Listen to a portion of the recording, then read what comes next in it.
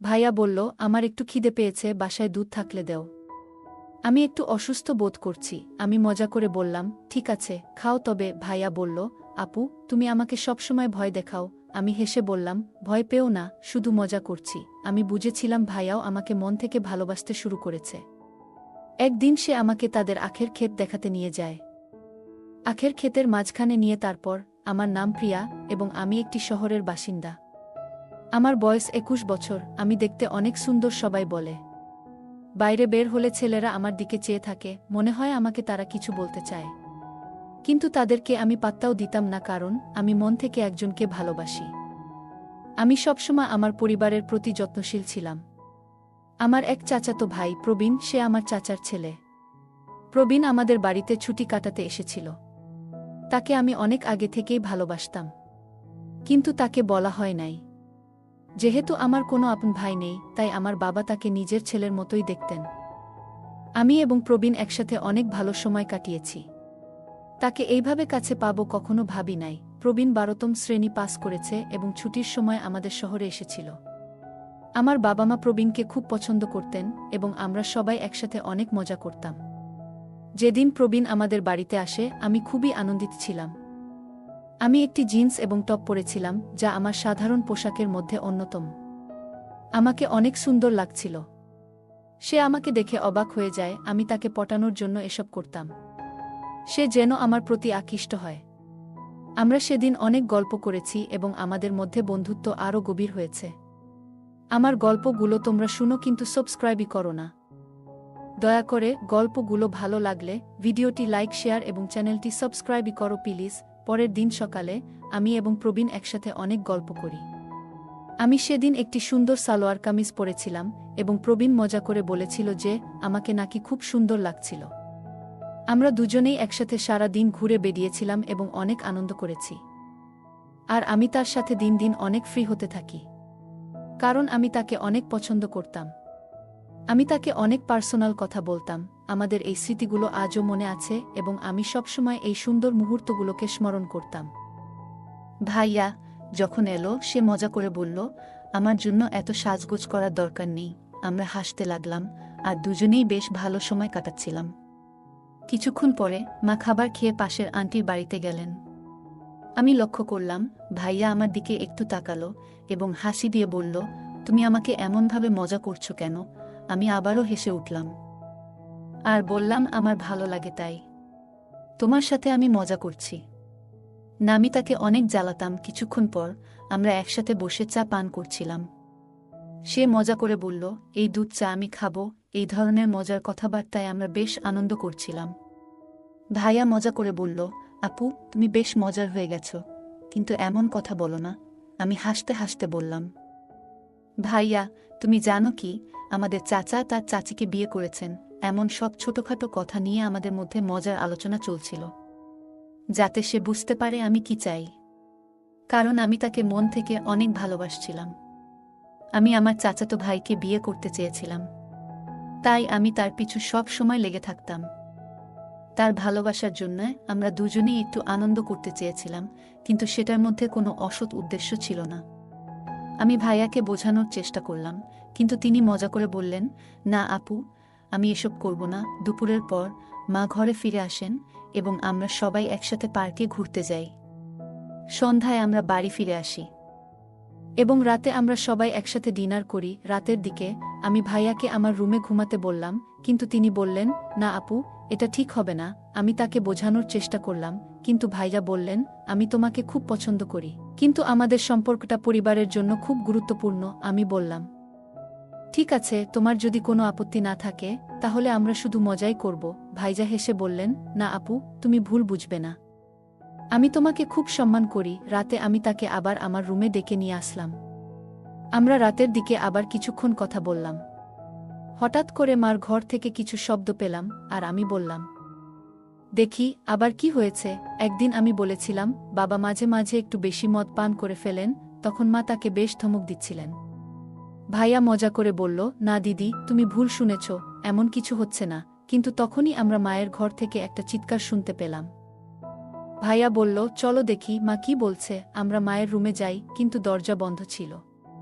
জানালা দিয়ে উকি মারলেও কিছু দেখা যাচ্ছিল না, কারণ ঘরে অন্ধকার ছিল। মা আবার চিৎকার করলেন, আর আমরা বুঝতে পারলাম কিছু একটা ঘটছে।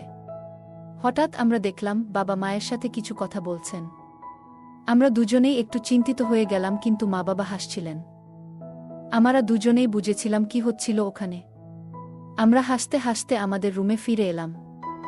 আমি বললাম, সব ঠিক আছে, তারা ভালো সময় কাটাচ্ছে। আমার কথা শুনে ভাইয়া একটু লজ্জা পেল। ভাইয়া তখন বলল, আমার একটু খিদে পেয়েছে, বাসায় দুধ থাকলে দেওয়। আমি একটু অসুস্থ বোধ করছি। আমি মজা করে বললাম, ঠিক আছে, খাও। তবে ভাইয়া বলল, আপু, তুমি আমাকে সবসময় ভয় দেখাও। আমি হেসে বললাম, ভয় পেও না, শুধু মজা করছি। আমি বুঝেছিলাম ভাইয়াও আমাকে মন থেকে ভালোবাসতে শুরু করেছে। আমি তখন বললাম, তুমি যদি কিছু করতে চাও, তবে মনে রেখো, আমাদের সম্পর্ক খুবই গুরুত্বপূর্ণ। ভাইয়া বলল, না দিদি, কিছু ভুল হলে আমি সামলাতে পারব না। পরে আমি বললাম, আম্মার রুম থেকে বলটা নিয়ে আসো, আমরা কিছু খেলতে পারি। কিন্তু ভাইয়া একটু ভয় পেয়ে বলল, না আপু, আমি তোমাকে কাল বাজার থেকে নতুন বল এনে দেব। রাতে আমরা সবাই ঘুমিয়ে পড়লাম, এবং সকালে যখন উঠে দেখি ভাইয়া এখনও ঘুমাচ্ছে। আমি তখন মাকে কাজে সাহায্য করতে লাগলাম। পরে বাবা ব্যাংকে চলে গেলেন, আর আমি ভাইয়ার ঘরে গিয়ে বললাম, চা বা দুধ কোনটা খাবে? ভাইয়া হেসে বলল, চা। না দিদি, প্লিজ, আমি শুধু সকালে চা খাবো। এখন পর্যন্ত রাতে যে দুধ খেয়েছি সেটাই পুরোপুরি হজম হয়নি। ভাইয়া হাসতে হাসতে বলল। আমি মজা করে উত্তর দিলাম, ভাই, তোমার পরিপাকতন্ত্র খুব দুর্বল হয়ে গেছে। তারপর আমি রান্নাঘরে ফিরে গেলাম মাকে সাহায্য করতে। মা ভাইয়াকে চা খাইয়ে বিশ্রাম নিতে গেলেন। আমি তখন বাজারে যাওয়ার জন্য প্রস্তুতি নিচ্ছিলাম এবং মায়ের কাছ থেকে অনুমতি নিলাম। প্রথমে ভাইয়াকে বললাম, চলো, তুমিও চলো, কিন্তু মা তাকে কাজে বাধ্য করলেন। ভাইয়াকে পাখাগুলো পরিষ্কার করতে বলা হলো, কারণ তিনি খুব লম্বা এবং পাখাগুলোতে হাত পৌঁছাতে পারছিলেন। আমি তখন বাজারে গেলাম এবং প্রথমেই মায়ের জন্য সেলাই করা স্যুট সংগ্রহ করলাম। এরপর আমি মেডিকেল স্টোরে গেলাম কিছু প্রয়োজনীয় জিনিস কিনতে।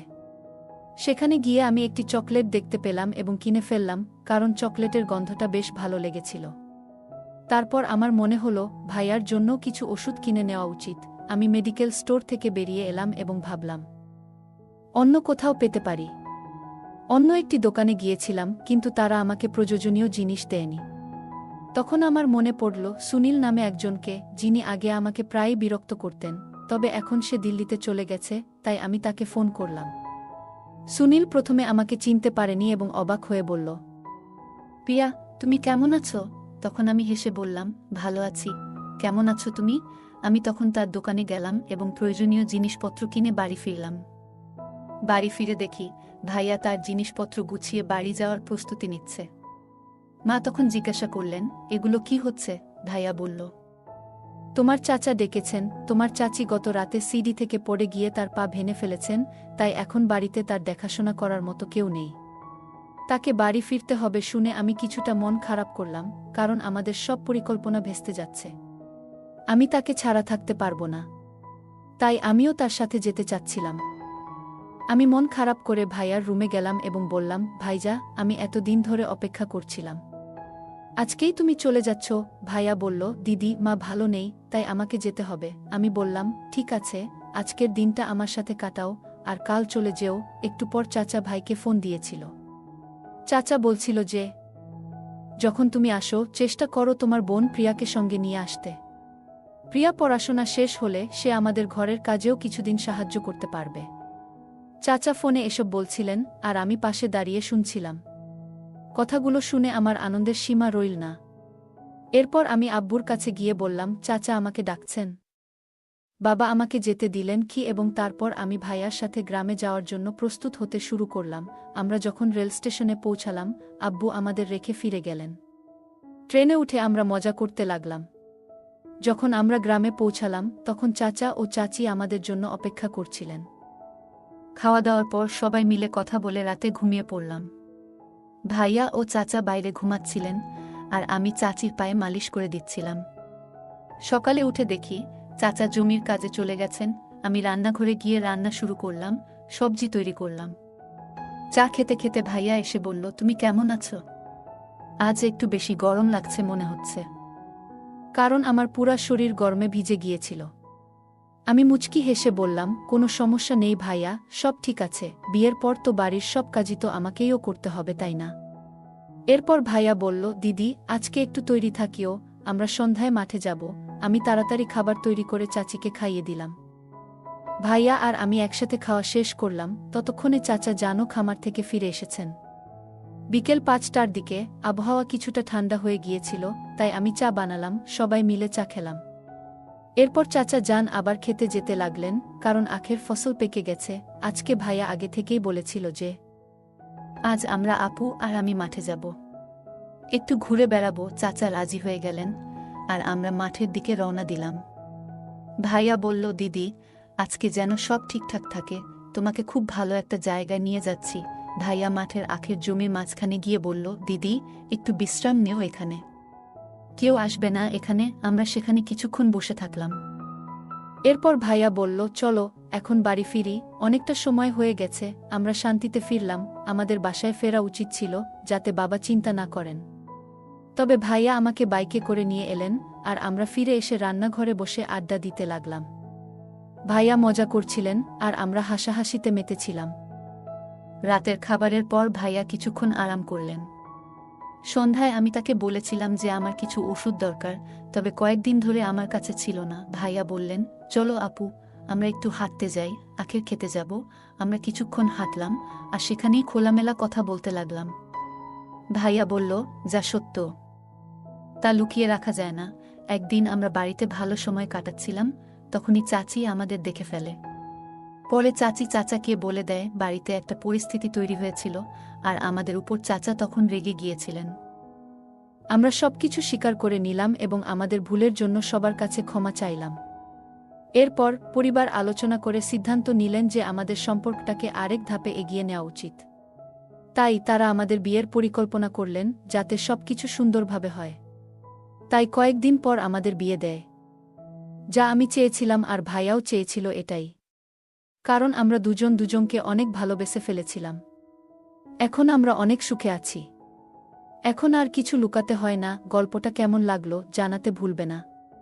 আরও মজার মজার রোমান্টিক গল্প শুনতে চাইলে ভিডিওটি লাইক, শেয়ার এবং চ্যানেলটি সাবস্ক্রাইব করতে এবং বেল আইকনটি ক্লিক করতে ভুলবে না। ধন্যবাদ।